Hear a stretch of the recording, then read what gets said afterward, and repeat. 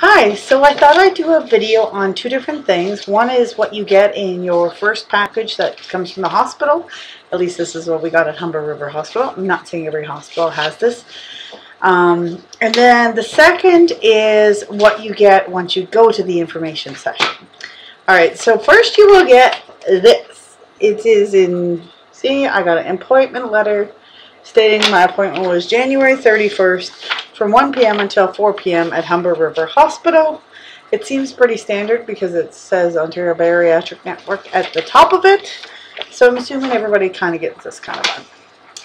Then you'll get a questionnaire for your doctor to fill in. This here.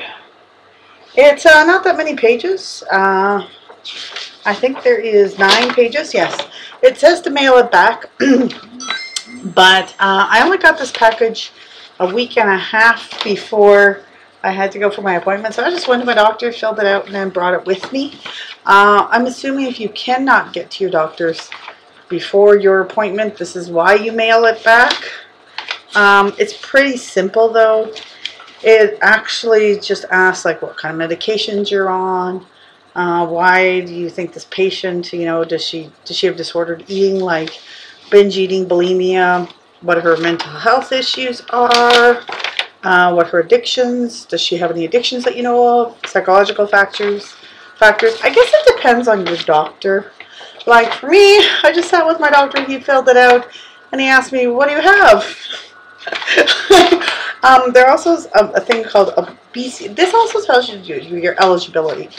Because in Ontario, in order to be eligible, you have to have a BMI of 35 or more and have a risk factor or have a BMI of over 40. Some of the risk factors can include, if your BMI is over 35, impaired fasting glucose, diabetes, hypertension, coronary artery disease, hyperlipidemia, sleep apnea, exertional dyspepsia, osteoarthritis, stress, urinary incontinence, intravenous skin rash, probably not saying that right, venous stasis ulcers, gallstones, kidney stones, GERD, dysoligomenorrhea or infertility, meaning your periods are not regular, or polycystic ovarian syndrome. So as long as you have one of those and your BMI is over 35, you qualify, or if you have none of those and your BMI is over 40, you also can qualify. So this also calculates that. And then there's a little spot here where your doctor fills out your current weight and everything, so and calculates your BMI. So that sort of says. All right. Once the doctor's part, then you get your part, and it's quite thick of a package. The first 4 pages it shows just information about what's covered, what's not covered. Like you're going to be responsible for your vitamins, your Optifast, etc. And this is the cost of Optifast, and you're going to be responsible for accommodations and this other injection for blood clots and this and that. But anyway, from page 5 until page 26 is a questionnaire asking you anything and everything. I cannot really show you my questionnaire because I filled it out. But it asks personal information, it asks the names of your kids, it asks your medical profile, such as like have you had any of those risk factors that I was telling you about. It asks everything, and it also asks a lot of them like with the year you were diagnosed. It just goes on and on and on. Like see, here's the thing, I don't have diabetes, but see, here's an example of the diabetes section and thyroid section. I was actually, this thing got me worried, okay? Because I was just like,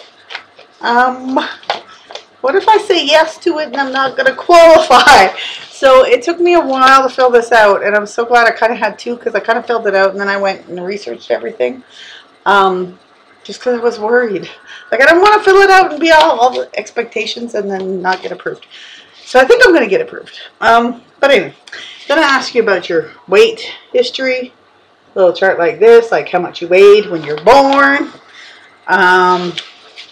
It asks you things about like how often you eat certain foods, like how often you drink coffee and how often that is. It's really involved. And then ask you questions about what have you researched bariatric surgery and what have you researched? And then why are you considering it? Like, there's a lot of questions. Like, and you have to bring this, you're going to get triaged based on these questions. But like I said, I don't know what the answers are. But at Humber, see, there's 3 pathways: orange, blue, and purple. Obviously, one of them is probably no, you don't qualify. Another one is, oh yeah, you qualify, but you know, it'll happen eventually. And the other one I'm guessing is, whoa, you've got a lot of problems. Like you could die if you don't get this done. So you're like higher priority. That's my guess. I really don't know. Total guess here. So anyway, so that is the information session. Not the information session. This is what you have to fill out to go to the information session. Now the information session. Again, it goes from 1 to 4. And you basically sit through a PowerPoint presentation. This is the PowerPoint presentation in printed form. This is a whole lot of information. And it goes for, let's see, how many pages were there? 51 pages. So that would be 102 slides. It does not take, my dietitian who was there, who ran through it, went through it fairly quickly. So I didn't take from 1 to 4. I think we were done by about 3-ish. But we also didn't take our break either, because we were about partway through. We're like, no, just go ahead. It covers a lot of stuff, and honestly, she did kind of mention it's made so that it can scare you in some parts. Like, it really tells the honest things, because at the end of it, you have to fill out a form saying, yeah, I'm still interested, or no, I'm not. And I'm sure, she said that say out of every 10 people that go in, 8 out of 10 go forward with the surgery. Now, whether that, but she couldn't say whether it's because this, and they say no, 2 of them say no after this, or whether it's because of the, like, later on they don't qualify, or they just get scared and change their mind. But she says 8 out of 10 do go forward with the surgery, and 2 out of 10 say no. But anyway, so yeah, it kind of makes you a little, yeah. And she is the dietitian, so that was the other weird part about this thing for me, is that it was heavily diet oriented, most of this, which I guess is kind of good. Like, it tells you about, like, you know, here's one of your stages that you'll go through afterwards, like pureed foods and what you can and cannot eat. As you know, I don't really make too many notes in here, because I knew most of this from watching the YouTube videos, like I said. The other thing that you get, now this thing I found so helpful and useful, and I have some questions, but I don't remember what they were, but I have some questions afterwards. I got to write them down and go through this again. This thing here is the nutrition guideline after bariatric surgery, and it is 30 pages of everything. What pureed stages? What pureed stage? What food you can eat? Here's a sample diet on that pureed stage. No, that's not even the sample diet yet. It just keeps going on and on. So here's the sample diet of pureed stage.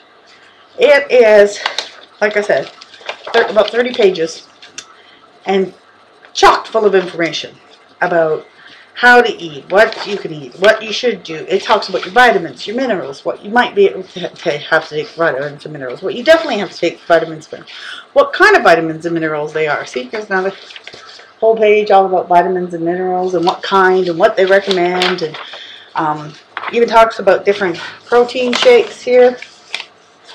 There's a little section about protein shakes. Like I said, extremely helpful, I thought.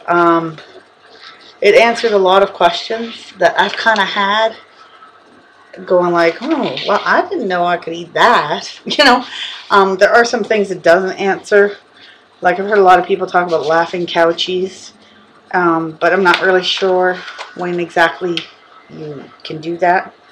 I'm kind of still reading it. There are some foods that I didn't think fit under certain categories, but actually do. That I was happy for, that people have never mentioned. And then I still have some questions of like certain foods.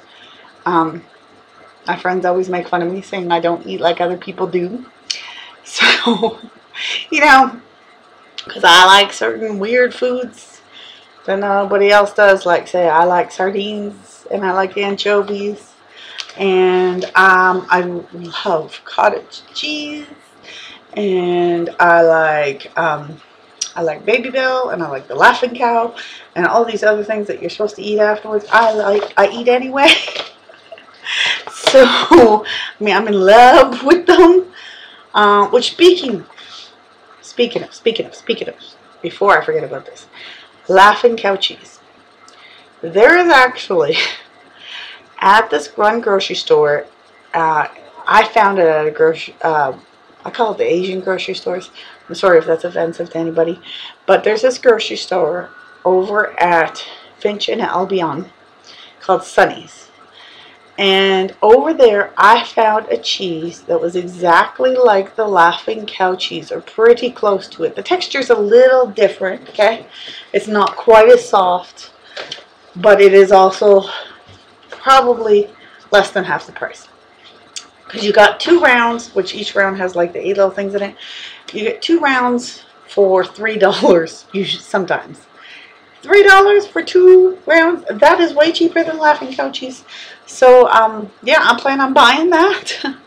Or I'm going to check the nutritional information, but I'm pretty sure, like, it seemed like Laughing Cow cheese. So, I would highly recommend that if you can find it. Yeah. Anyway. So that was basically it. After the thing, they said, okay, fill out this paper. Let us know if you still want bariatric surgery. See, and you see this thing here.